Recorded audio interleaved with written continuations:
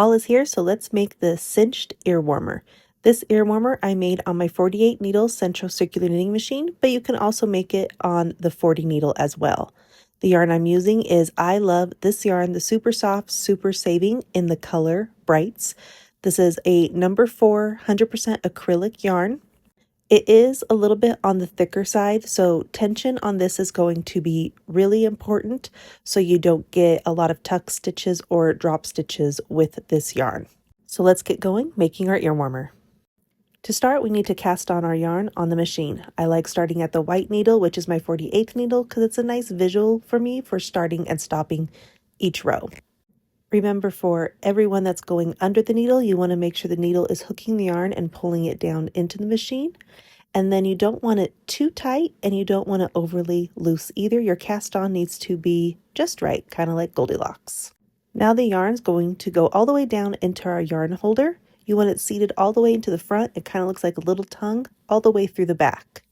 Now make sure your row counter is zeroed out. Our cast on does not count as a row. And then for me, this project, I did 80 rows, but depending on your yarn and your head circumference, you might need to go up to 90. My head circumference is 21.5 inches, so I like it a little bit tighter. 90 rows on me, it goes a little loose. Also, I talked about tension. You'll notice I'm not just relying on the tension bar. I have the yarn in the middle hole, but I'm using my left hand to help with tension. And I'm not holding the yarn super tight. I'm just giving it enough tension so the stitches become even. This is the biggest tip I think I can give you for helping with drop stitches and tuck stitches is use your left hand. Don't just rely on the tension bar.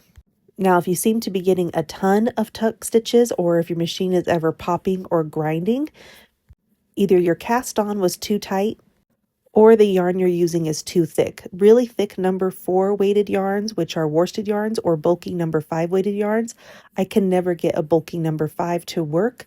They'll just continue to tuck and drop stitches and eventually the machine will start popping and grinding. So I stay away from them.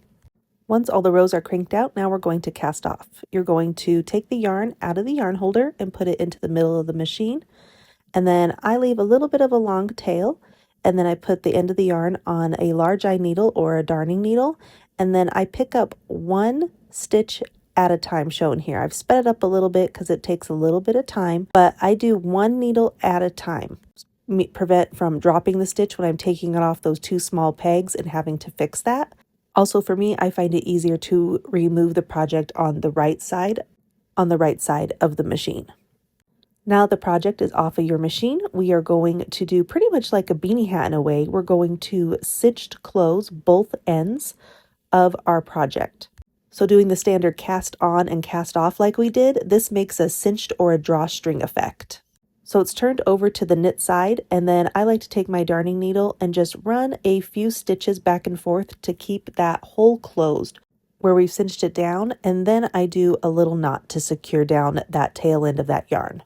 And we're going to do this on both ends of the tube. Now, one thing when you go to cinch it down, it kind of curls a little bit, so you'll need to fiddle with those end stitches just slightly to get them to curl back down and all lay straight together.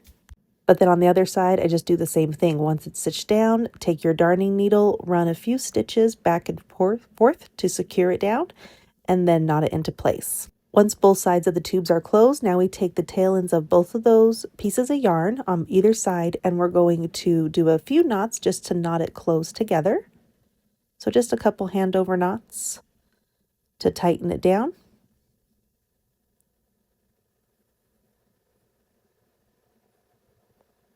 And I like to do a few knots just to keep it secure. And then I'm pulling tight, but you don't want to sometimes pull overly tight because you can break your yarn. So just be careful doing that, especially if it's a thinner yarn. And now I'm going to take my darning needle and I'm going to do the same thing. I'm going to put a few stitches back and forth right in the middle of that cinch just to keep it all tightened down and into place. Because as you wear something, it will stretch a little bit and we don't want this part to come off at all. So just do a few stitches back and forth, and then I'm going to knot that down again, knot the tail ends together. And so where you sew and knot down the tail ends of your yarn, that's going to be the inside. So once done, we can flip it back over, and here's going to be your outside. So finished dimensions is about 8.5 inches wide by 7 inches tall. And this was using the 48 needle circular knitting machine. If you use the 40 needle knitting machine, this dimension will be more like 6 or 5.5, depending on the yarn that you use. And here's the finished project. I think it looks like a little bow. It looks so cute, and these are so easy and fun to make. They make great, fast little gifts for fall and winter. Thank you so much for watching. Hit that like and follow button for more free tutorials. Any questions? Let me know in the comments.